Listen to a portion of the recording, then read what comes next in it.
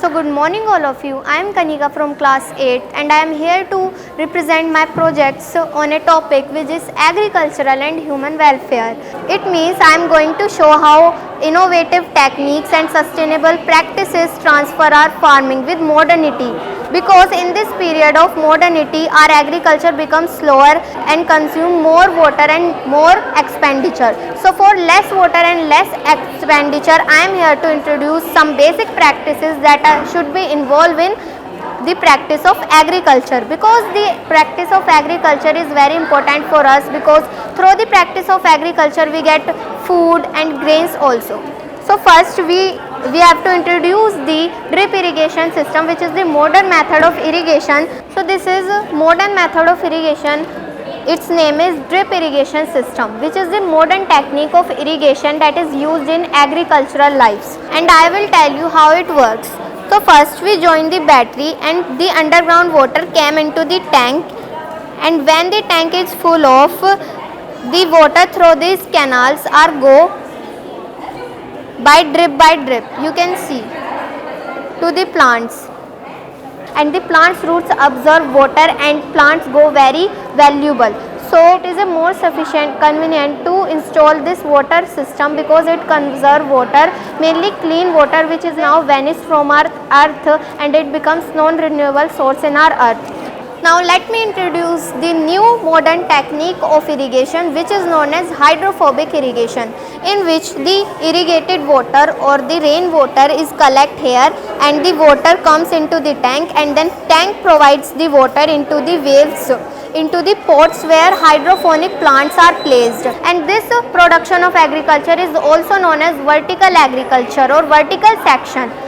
So let's move towards the greenhouse. In greenhouse there are productive nutrients like carbon dioxide are given to the weakened and unstable plants that are transplanted through the transplanting customs. Now let's move forward for our traditional method of irrigation, which is known as moat irrigation system. It is used by the farmers in early times or past times. So first the animals such as bullocks or other animals draw this empty bucket of water with a filled bucket of water, and this filled bucket of water go through this canal, and this canal provide water to the fields.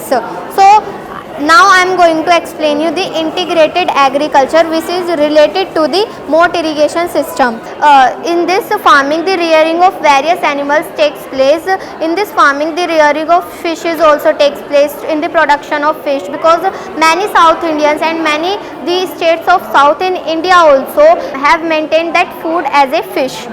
So now let's move to a second part of our integrated agriculture, that is crop rotation. Crop rotation is an essential way to maintain our soil fertile, because of the action of fertilizer, that urea and many other fertilizer have ruined our soil fertility. Fertility of our soil, to conserve the soil is the essential method to conserve the soil. So now let's move through a poultry farming. In the poultry farming, chickens and ducks and hens are present in the production of eggs and meat, and these are all the animal husbandry for the rearing of animals in the production of. So now let's look forward to know a little bit about our nature and our vegetation. So for the nature, I have the 5J of our life that maintain our life in a very better way, and that used to fulfill our human needs.